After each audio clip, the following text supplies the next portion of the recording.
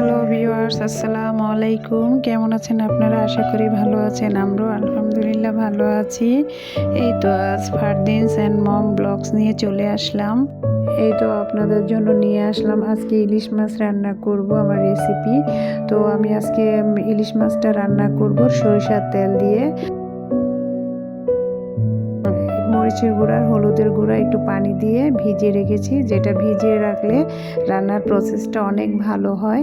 তো আমি পেঁয়াজটা লাল করে তারপরে আমি হলুদের গুঁড়া মরিচের গুঁড়া অংশটুকু ঢেলে দিব।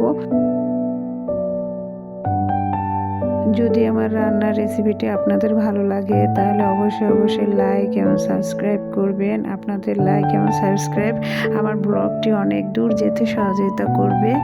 তো সরিষার তেল দিয়ে ইলিশ মাছ রান্না অনেক টেস্টি, অনেক সুস্বাদু হয়। তো আমরা এই সরিষার তেল দিয়ে ইলিশ মাছ রান্নাটা এবং সরিষা দিয়ে সরিষা বাটা